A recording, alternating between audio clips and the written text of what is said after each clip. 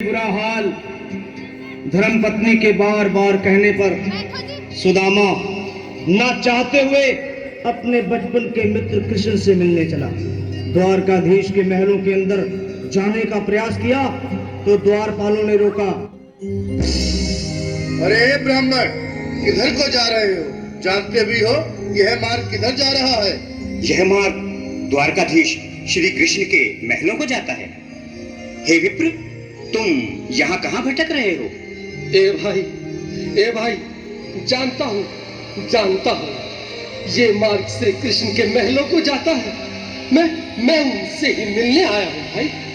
यह भी खूब रही, द्वारकाधीश से मिलने का यह कौन सा समय है? महाराज अभी दरबार में नहीं है। अरे पंडित जी, श्री कृष्ण अपने महल के शयन कक्ष में आराम कर रहे हैं।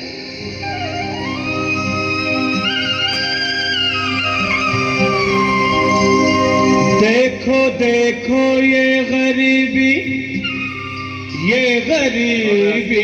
का हाल, कृष्ण के दर पे विश्वास लेके आया हूँ।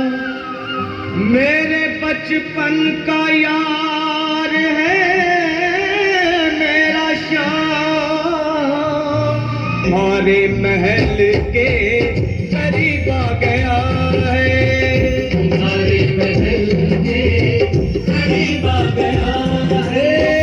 अरे द्वारपालो, कन्हैया से कह दो कि दर पे सुदामा करीब आ गया है, दर पे सुदामा करीब आ गया है। भाई द्वारपाल, मुझ पर दया करो भाई। बस तुम जाकर कन्हैया को ये बता दो कि उनका बाल सखा सुदामा मिलने आया है। मेरे इस फटे हाल पर मत जाओ भाई, तुम बस जाकर मेरा संदेश उस कृष्ण को दे दो, भाई। क्या हंसी ठट्टा करने को हमें मिले हैं? तुम ठहरे दीन निर्धन फटे हाल ब्राह्मण, तुम्हारे अंग अंग से गरीबी बदहाली झलक रही है। और कहा महाराज श्री कृष्ण? क्षमा करना पंडित जी, हमें अपने प्राणों से हाथ नहीं धोने जो तुम्हारा यह संदेश द्वारकाधीश तक पहुंचाए। न सर पे है पगड़ी, न तन पे है जामा, बता दो कन्हैया को नाम है सुदामा, बता दो कन्हैया को नाम है सुदामा, बता दो कन्हैया को नाम है सुदामा। न सर पे है पगड़ी, न तन पे है जामा, बता दो कन्हैया को नाम है सुदामा हो।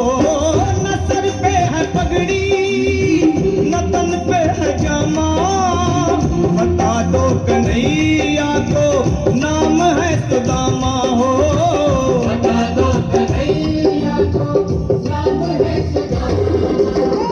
एक बार मोहन से जा कर के कह दो, तुम एक बार मोहन से जा कर के कह दो कि मिलने सखावत नसीब आ गया है, मिलने सखावत नसीब आ गया है। अरे द्वारपालो, कन्हैया से कह दो कि घर पे सुदामा करीब आ गया है, घर पे सुदामा करीब आ गया है।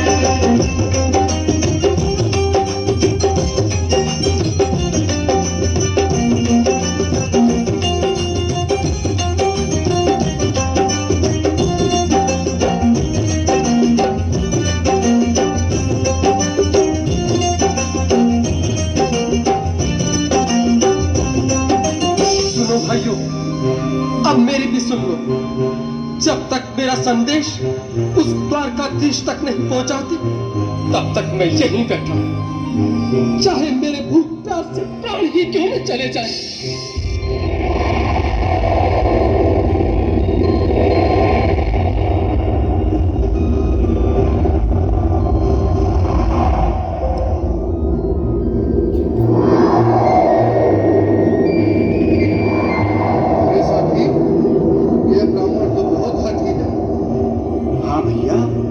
सुबह से शाम होने को है, पर ये यहाँ से जाने का नाम ही नहीं ले रहा। अरे देखो तो सही, इसकी देह कैसे कांप रही है, लगता है जैसे प्राण घुटनों पर अटके हैं। भगवान न करे अगर ब्राह्मण ने यही प्राण त्याग दिए तो, और अगर ये सच में द्वारिकाधीश का मित्र हो तो क्या होगा भैया? सही कहते हो, अगर ब्राह्मण हत्या का पाप लग गया तो पीढ़ियां नरक भोगेंगी। अगर महाराज का मित्र हुआ तो मृत्यु दंड का भय है। अपनी आने वाली पीढ़ियों को नरक में डालने से तो ये संदेश पहुंचाना ही ज्यादा अच्छा है। क्यों ना महाराज का संदेश पहुंचा दें? ऐसे करो, तुम जाओ भैया। तुम जाओ भैया, तुम उम्र में बड़े ठहरे, मेरी बात को समझो, तुम ही जाओ। देखो भाई, मैं ठहरा बाल बच्चेदार परिवार वाला, मेरे बूढ़े माँ बाप हैं, तुम ठहरे कुंवारे अकेले। अच्छा, मैं ही जाता हूँ। बिल्कुल थोड़ा थोड़ा रास्ता दे दो, बिल्कुल बीच में ही। सुनो सिंह जी, आज भी लीलाधारी के चेहरे पर मुस्कान है। लगता है जरूर कोई नई लीला रचने वाले हैं। द्वारकाधीश की जय हो। कहो द्वारपाल, इस समय कैसे आना हुआ? महाराज, क्षमा चाहता हूँ, पर कारण ही कुछ ऐसा है। द्वार पर एक ब्राह्मण स्वयं को